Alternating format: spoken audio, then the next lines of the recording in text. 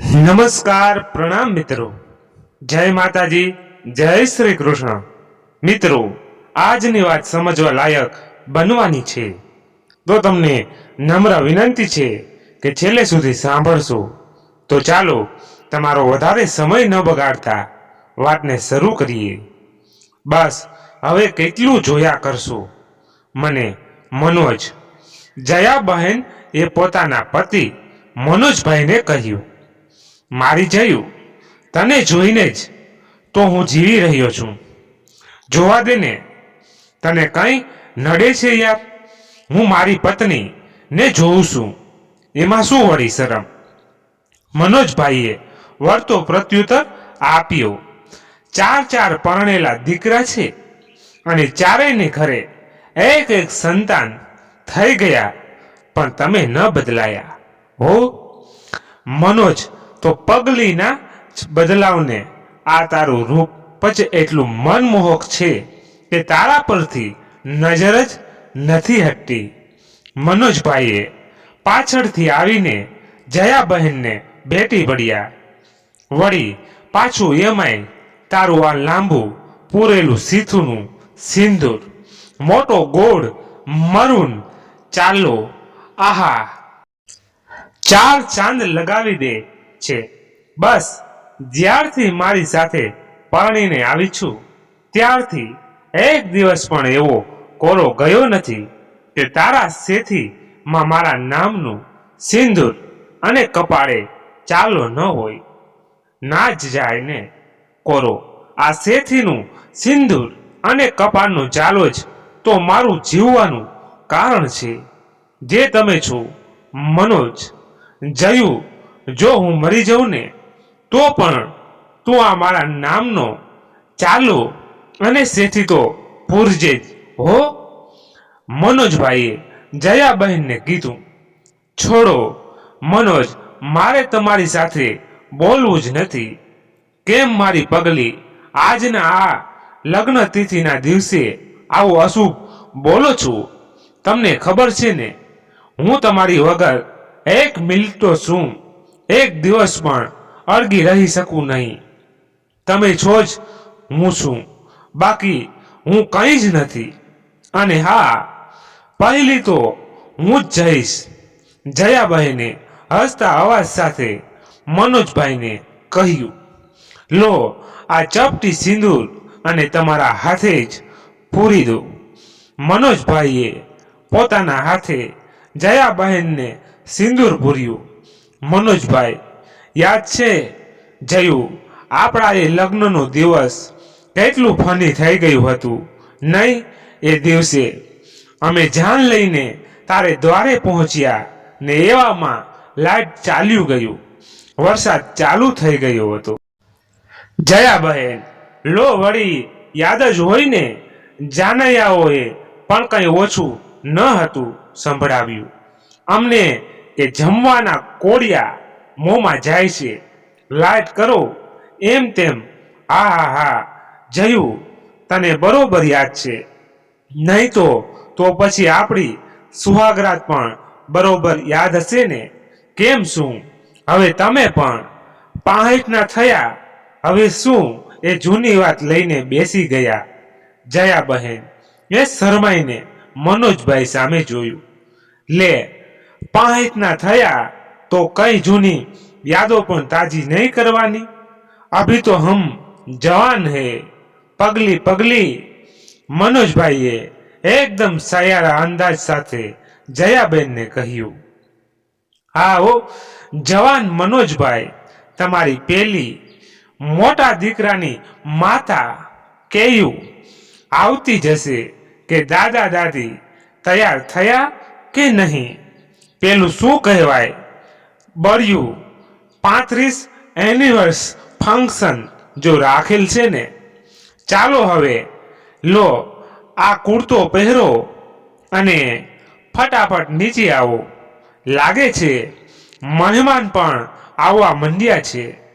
બસ 2 જ minute જયું darling, હમણાં જ આવ્યો ફટાફટ. એ સાંભળો છો? માથામાં રહેલા કજરાને હાથ લગાવતા હું સરસ તો લાગુ છું ને? જયા બહેને કહ્યું. અરે મારી જયુ, हेमा मालिनी ड्रीम गर्ल के बाद आपका ही तो नंबर आता है। मनोज भाઈએ હસતા મોઢે કહ્યું. બસ હવે શરમાતા કેટલી તારીફ કરશો, જલ્દી નીચે આવો, જયા બહેને મનોજભાઈને કહ્યું. આ વાત છે 65 વર્ષના મનોજભાઈ અને 60 વર્ષના એક આદર્શ પત્ની વર્તા જયાબહેનની. મનોજભાઈએ જયાબહેનને બેહદ પ્રેમ કરતા. જયાબહેન માટે પણ મનોજભાઈ એટલો તેમનો જીવ. આજે બંનેની 35 મેરેજ એનિવર્સરી છે, જેને તેમના 5 પુત્રો ભેગા મળીને ઉજવવાના છે. બધા જ એકજૂટ થઈને સંયુક્ત કુટુંબમાં રહે છે. મનોજભાઈ એક રિટાયર્ડ જજ છે અને જયાબહેન ગૃહિણી છે. જયાબહેન માટે પોતાનો આખો પરિવાર એક તાંતણે બંધાઈ રહે તેવી ઈચ્છા છે. સૌ મહેમાન પણ આવી ગયા છે. એટલામાં જ મનોજભાઈ તૈયાર થઈને નીચે ઉતર્યા. તેમના 5 દીકરાઓ, તેમના સંતાન, તેમની પત્ની જયાબહેન સૌ ફંક્શનમાં તેમની રાહ જોઈને બેઠા હતા અને ફંક્શન ચાલુ થયું.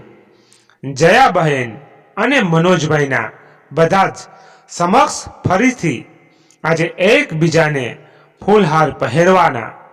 ફરીથી એકવાર જ્યાં બહેન સેથીમાં સિંદૂર પૂર્યા અને મનોજભાઈ સૌ મહેમાન સમક્ષ આ પ્રમાણે કહ્યું. આજે અમારી લગ્ન તિથિને 35 વર્ષ પૂર્ણ થયા છે. લાગતું જ નથી હજી કાલે તો મારી જયુ મારી સાથે પરણીને આવેલી. સુખ દુઃખથી આટલા સુનહેરા વર્ષો ક્યાંક પસાર થઈ ગયા, ખબર જ ના પડી. જયુ મારા જીવવાનો આધાર છે. મારી જયુના લીધે આજે હું જે પણ કંઈ છું તે તેના લીધે જ છે. મારા બા બાપુજી માં ગયા બાદ જો જયુ એ મને આગળ વધવાની પ્રેરણા, આગળ ભણવાની, જજ બનવાની, પરીક્ષા આપવાનું પ્રોત્સાહન ના આપ્યું હોત તો કદાચ આજે હું 0 હોત. અને હા, મારી જયુ એ પણ કંઈ ઓછા દુઃખ નથી વેઠ્યા. માત્ર એક રૂમ વાળા ઘરમાં રહીને પણ તેને મને અને મારા દીકરાઓને આગળ લાવી છે. જયુ, આ બધા માટે તારો જેટલો આભાર માનું તેટલો ઓછો છે. જયાબહેનને ભેટીને જયાબહેનના આંખમાં પણ આજે પાણી હતા. તેમને પણ મનોજભાઈ વિશે કંઈક આ પ્રમાણે કહ્યું. મનોજ મારા પતિદેવ જ નહીં, એ મારા શ્વાસ છે. જીવનમાં મને જેટલો પ્રેમ મનોજ દ્વારા મળ્યો છે એટલો તો કદાચ મારા મા બાપુએ પણ ન હતો આપ્યો. વહી ગયેલા જીવનમાં મેં અને મનોજે ખૂબ દુઃખ વેઠ્યા છે. ખાવા માટે પૂરતું જમવાનું પણ ના હોય ત્યારે મનોજ ગમે ત્યાંથી પણ જમવાનું લાવીને મને ખવડાવ્યું છે. એક માં પિતા જેવી સંભાળ, અનહદ પ્રેમ તો કોઈ મનોજ પાસેથી જ શીખે. આજ દિન સુધી એવું બન્યું જ નથી કે મનોજે મને કંઈ ઊંચા અવાજમાં કીધું હોય. ખરેખર હું ખૂબ જ નસીબદાર છું કે મને મનોજ મળ્યા.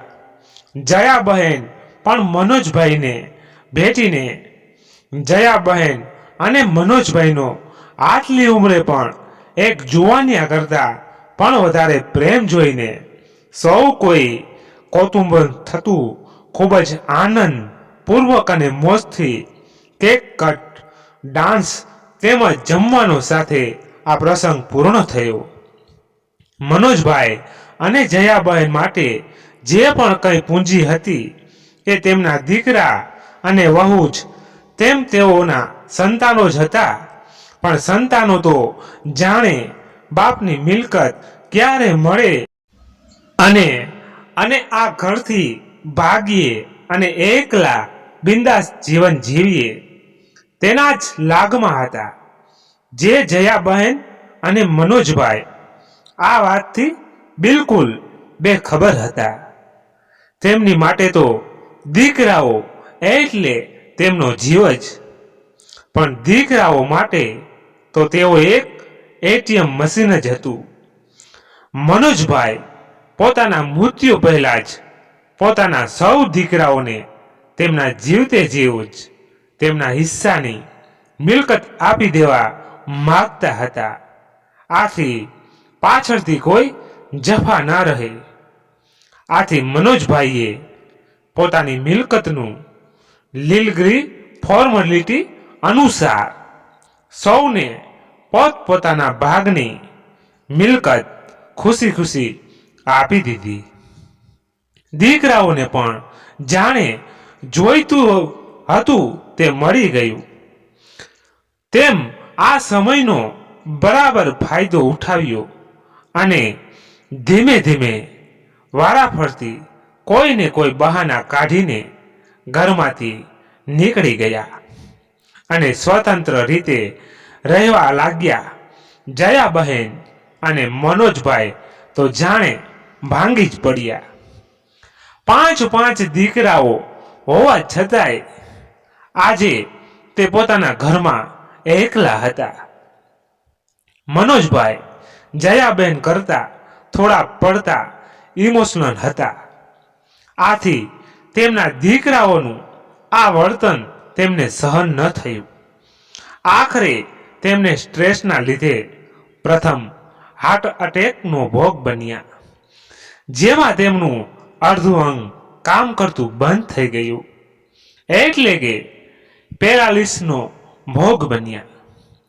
5 દીકરાઓને વારવાર જયાબહેનને આજીજી કર્યા બાદ પણ કોઈ પણ દીકરો તેમની સેવામાં આવ્યો નહીં. છેવટે જયાબહેને એ સાહસભેર 108ને ફોન કરીને જેમ તેમ પોતાના પતિ મનોજભાઈને મોતના મુખમાંથી બહાર કાઢ્યા. સઘળા પૈસા પણ સારવારમાં વપરાઈ ગયા અને તેમનું ઘર પણ વેચવું પડ્યું. મનોજભાઈને પેરાલિસને કારણે સરખું ચાલી અને બોલી શકતા ન હતા. તેમને સરકાર તરફથી જેમ તેમ રહેવા માટે એક ક્વાર્ટર મળ્યું, જ્યાં જયાબહેન ખૂબ જ દુઃખ સાથે તેમને લઈને ત્યાં રહેવા ગયા. જ્યાં બહેને આજે પોતાના દીકરા જણ્યા, પણ પારવાર દુઃખ હતું કે આ દીકરા શું કામના, જે માતા પિતાના આ વૃત્તામાં કામ ના આવે. મનોજભાઈને મનમાં પારાવાર દુઃખ હતું. આખો દિવસ ધીમું ધીમું રડ્યા જ કરતા. જે હાલત હવે જયાબહેનને દેખાતી ન હતી. આથી તેમને હવે થોડું સ્ટ્રોંગ બનીને સાહસભેર આગળ વધવાનું વિચાર્યું. જ્યારે બહેન 60 વર્ષના હતા, પગમાં ચાલવાની થોડીક તકલીફ હોવા છતાંય આખર ઘરનું કામ અને પેરાલિસ થઈ ચૂકેલા મનોજભાઈને ખૂબ જ સુંદરતાથી સાચવતા. મનોજભાઈની સારવાર માટે જયાબહેને પોતાના ઘરેણાં પણ વેચી દીધા હતા.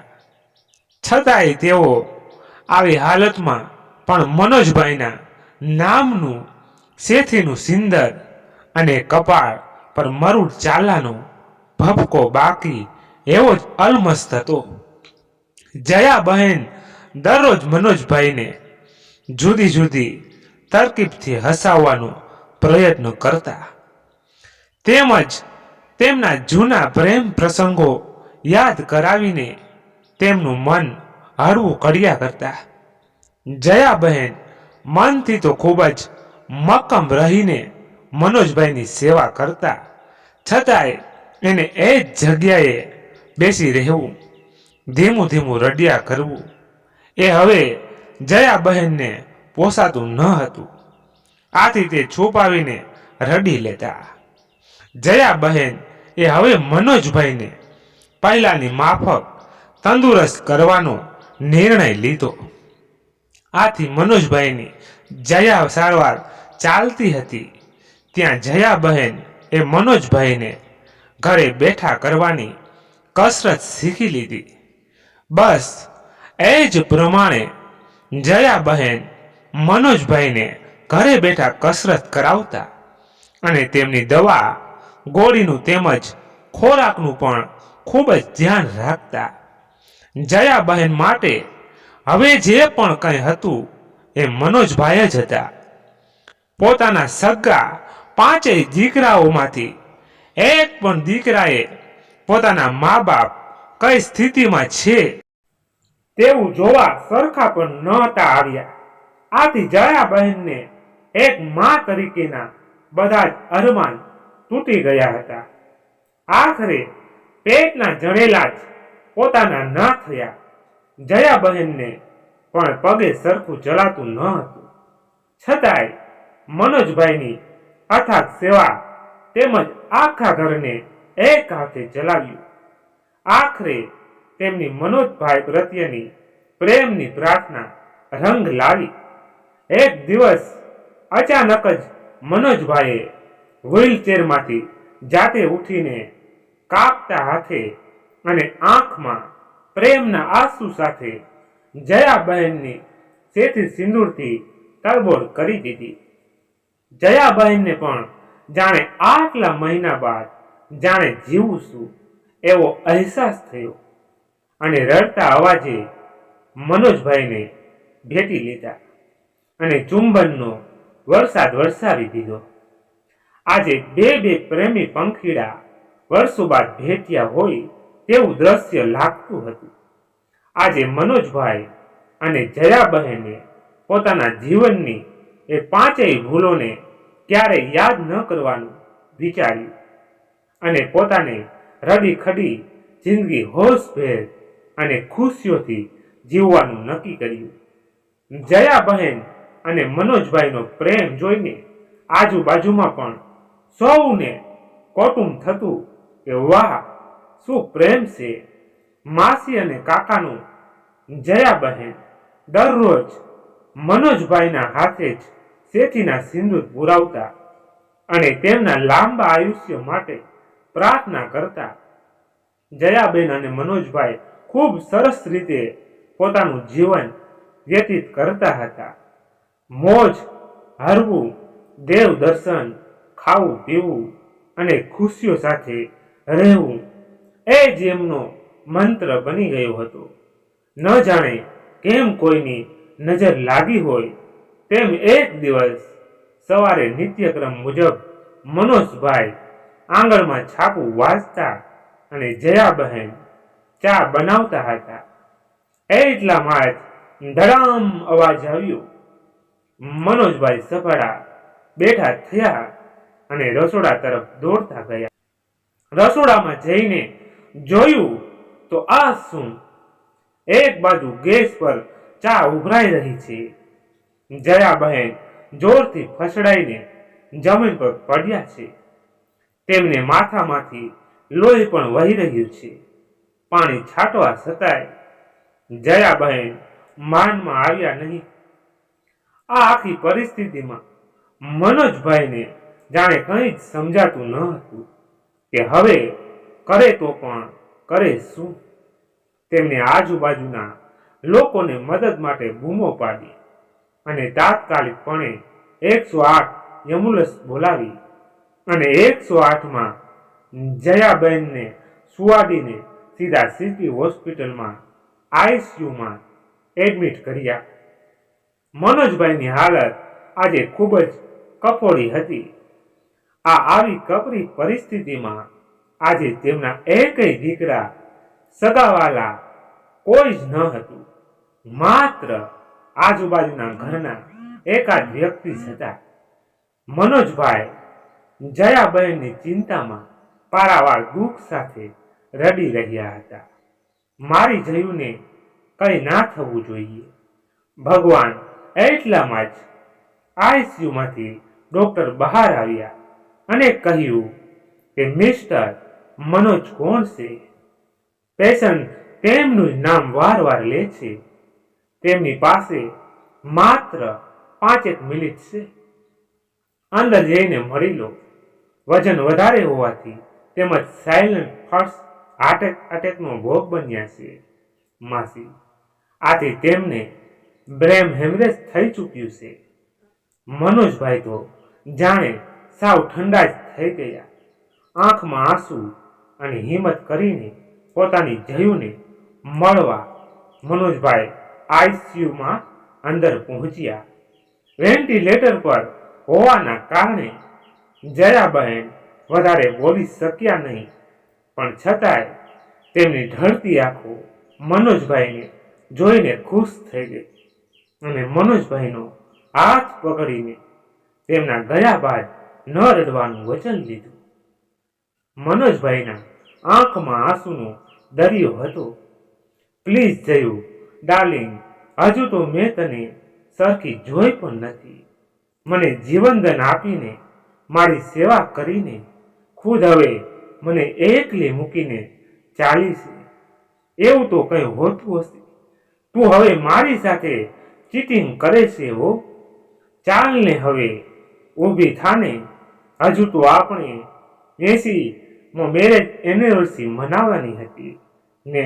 જયા બહેન પણ દુઃખ સાથે રડી રહ્યા હતા. જયા બહેન ધીમા ધીમા અવાજે, મનોજ, મેં કહ્યું હતું ને તમારા પહેલા તો હું જ જઈશ. મનોજભાઈ, નહીં જીવાય જયું, હું પણ તારી પાછળ આવીશ. જયા બહેન, ખબરદાર છે, જો મરવાની વાત કરી છે ને તો આજે છેલ્લી વાર પણ મનોજ, હું તમારા હાથે મારા સેથીનું સિંદૂર પુરાવા માંગુ છું, જેથી મારો સુહાગ અમર થાય અને ભગવાન તમને ખુશ રાખે. આજે ખૂબ દુઃખ સાથે જયાબહેનની સેથીમાં મનોજભાઈએ સિંદૂર અને કપાળે મરૂન ચાલો કર્યો અને જયાબહેનને ભેટીને રડવા માંડ્યા. એવામાં જ જયાબહેને પોતાનો આખરી શ્વાસ મનોજભાઈના ખોળામાં છોડ્યો. મનોજભાઈ આક્રંદ રુદન કરી રહ્યા હતા. હોસ્પિટલનો સ્ટાફ પણ મનોજભાઈનો જયાબહેન પ્રત્યેનો આ બેહદ પ્રેમ જોઈને રડી પડ્યા. સ્ટાફે ખૂબ જ ભારે દિલે જયાબહેનની ડેડ બોડી મનોજભાઈને સોંપી. આજે મનોજભાઈની આંખમાં આંસુ ન હતા. આખરે જયાબહેન પાસેથી ન રડવાનું વચન જો લીધું હતું.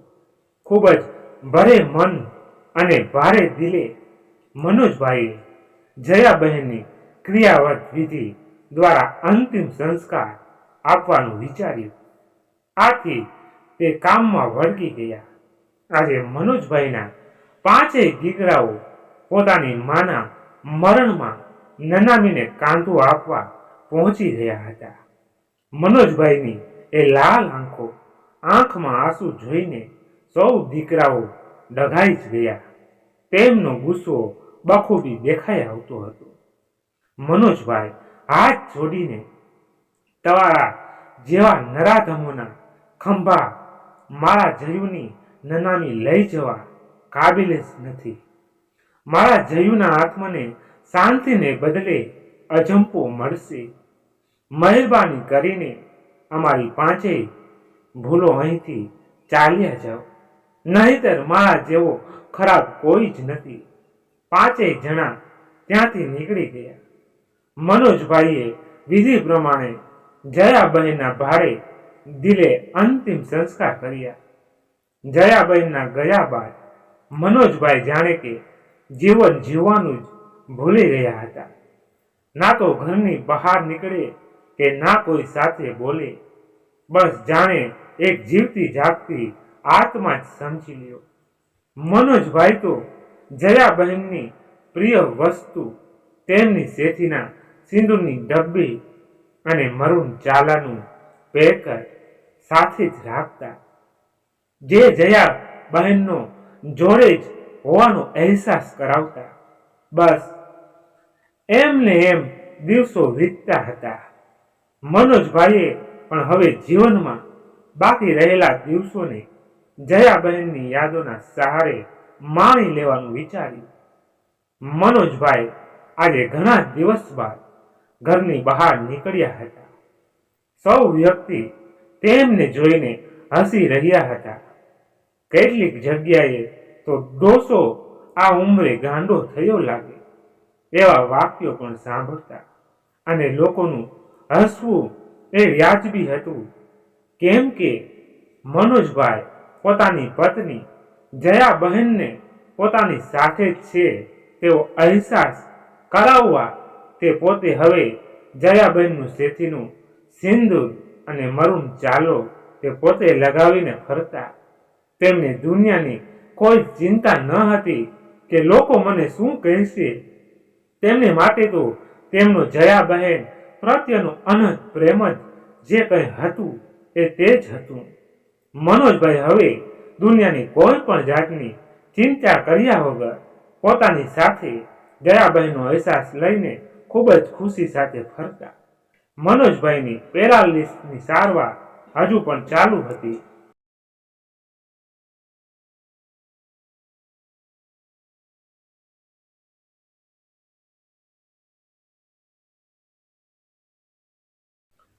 છેલ્લા 1 મહિનાથી તેઓ હોસ્પિટલ બતાવવા પણ ન હતા ગયા, પણ ત્યાંના ડોક્ટર જયાબહેન અને મનોજભાઈને ખૂબ જ સારી રીતે ઓળખતા. આથી તેમની સામેથી મનોજભાઈની તબિયત પૂછવા ફોન કર્યો અને પોતાની દવા લઈ જવા આગ્રહ કર્યો. મનોજભાઈ માટે હવે કોઈ કુટુંબીજનોમાં હતું તે તેમનો ડોક્ટર, તે પણ મનોજભાઈનું ખૂબ ધ્યાન રાખતા. દર 15 દિવસે તેમની તબિયત અને દવા પાણીનું ખૂબ ધ્યાન રાખતા. જયાબહેનના ગયા બાદ હવે કોઈ જમવાનું બનાવી આપે તેવું તો કોઈ હતું નહીં, એટલે મનોજભાઈએ તેમના કોટરની નજીકની નાની એવી રેસ્ટોરન્ટમાં જ જમી લેતા. જયાનું જમવાનું જયાબહેનને પણ ખૂબ પ્રિય હતું. ટીનો જે નાની એવી રેસ્ટોરન્ટનો માલિક, જે પહેલેથી જ જયાબહેન અને મનોજભાઈને ઓળખતો અને ક્યારેક મનોજભાઈ અને જયાબહેનના પ્રેમ વિશે બે ઘડીક મજાક પણ કરી લેતો. આ બે ઘડીક મજાક કરાવતો ટીનો પણ આજે મનોજભાઈની આવી કપોળી હાલત જોઈને ન હતો જોઈ શકતો. વળી ટીનાના કુટુંબીજોમાં પણ તેના અને તેને બહેન સિવાય કોઈ જ નહોતું. આથી મનોજભાઈ પ્રત્યે તેને ખૂબ જ લાગણીઓ હતી, અને હોય પણ કેમ નહીં. એક કસ્ટમરની સાથે સાથે તે ટીનાને જીવન કેવી રીતે જીવાય તેને પાઠ પણ શીખવ્યા હતા. ટીનાએ હવે મનોમન નક્કી કરી લીધું હતું કે આજે તો મનોજભાઈ તેના દિલની વાત કહી જ દે. ટીનાએ મનોજભાઈને ખુરશીમાં બેસાડ્યા, મનપસંદ ભોજન પીરસ્યું અને મનોજભાઈને ખવડાવ્યું, અને ત્યારબાદ પોતાની વાત ચાલુ કરી. મનોજભાઈ, મેં હંમેશા તમને એક વડીલના માન તરીકે જોયા છે. શું આ અનાથ બાળકના પિતા બનશો? ટીનાએ ખૂબ જ સહજતાથી પોતાની વાત રજૂ કરી. આ વાત સાંભળીને મનોજભાઈથી જોર જોરથી ડૂસકા ભરીને રડી જવાયું અને કહેવા લાગ્યા કે પોતાના પેટે ના જાણેલા અને મા બાપ ન હતા જોઈતા, ના તો કોઈ પ્રકારની ચિંતા છે. આ ઘરડા બાપને એકલા મૂકીને રડતા જીવન જીવીનો તમે મને દીકરો માનો કે મારા ના માનો, જણે મારો અને ચિંતાઈ માટે આ ઘરડાને જ બાપા નવા માંગે છે. રડતા મનોજભાઈ ની હવે ધીમે શક્તિ ખૂટી રહી હતી. દિવસે ને દિવસે નબળા થતા જતા હતા. આથી ટીનો મનોજભાઈને તેને ઘરે લઈ ગયો. મનોજભાઈની આ અંતિમ ઘડીમાં પોતાના દીકરાઓને બદલે પારકો ટીનો જે ખૂબ જ ઓછા સમયમાં મનોજભાઈના વ્યક્તિત્વને ઓળખી ગયો હતો, તે જ આજે મનોજભાઈનો સહારો બન્યો. પિંકી અને ટીનો બંને મનોજભાઈની ખૂબ સેવા કરતા. મનોજભાઈના ડોક્ટર પણ ખુદ ઘરે આવીને મનોજભાઈને જોઈ જતા. આજે મનોજભાઈને ટીનો, પિંકી અને પોતાના ડોક્ટર અભિરાજ પર ખૂબ જ ગર્વ હતું કે આ કળિયુગમાં પણ તેને પોતાના દીકરાઓથી પણ સેવૈયા શ્રવણ મળ્યા હતા. મનોજભાઈને હવે જીવનનો કોઈ રંજ રહ્યો ન હતો. એક દિવસ જયાબહેનનું શેથીના સિંદૂર અને મરૂન ચાલોને લઈને લગાવીને તેમને પણ દુનિયાને અલવિદા કહી. પણ તેમના પ્રેમની નિશાની શેથીનું સિંદૂર વર્ષો વર્ષ અજર અમર બની ગયું. ટીનો, તેની બહેન અને અભિરાજ ડોક્ટર એમ ત્રણેય ભેગા થઈને મનોજભાઈને અને જયાબહેનની આ પતિ પત્નીના ગાઢ પ્રેમની કહાનીની નિશાની તરીકે શેથીના સિંદૂર એવી બુક છપાવવાની જે સમાજ માટે અનોખી પ્રેરણા બની. વહાલા સાંભળનાર મિત્રો, આજે શેથીના સિંદૂર નવલકથા અહીં જ પૂર્ણ થાય છે. ખરેખર આ નવલકથા ગમી હોય તો અભિપ્રાય ચોક્કસ આપજો. જીવનના અંતિમ ક્ષણ સુધી એક પતિ અને પત્ની વચ્ચે કેટલો અનહદ પ્રેમ રહેલો છે તેની ઝાંખી દર્શાવતી છે. ભૂલચૂક હોય તો અવગણશું, પણ આજના સમાજને પ્રેરણા મળી રહે તેવી વાર્તા લખી છે, જેમાં આપ સૌનો સાથ સહકાર મળી રહેશે તેવી અપેક્ષા ચોક્કસ રાખીશ. તો મિત્રો, વિડીયોને લાઈક અને તમારા મિત્રો સાથે શેર કરી દો, અને ચેનલ પર નવા છો તો ચેનલને સબસ્ક્રાઈબ કરી લેજો. બસ એટલું કરી નાખજો, એટલે અમને પણ રોજ એક નવી વાર્તા લાવવામાં આનંદ મળે. ધન્યવાદ. ફરી મળીએ એક નવી વાત સાથે. ત્યાં સુધી બધા મસ્ત રહો. જય માતાજી, જય દ્વારકાધીશ. હર હર મહાદેવ મહાદેવ મહાદેવ. જય શ્રી રામ, જય બજરંગ બલી.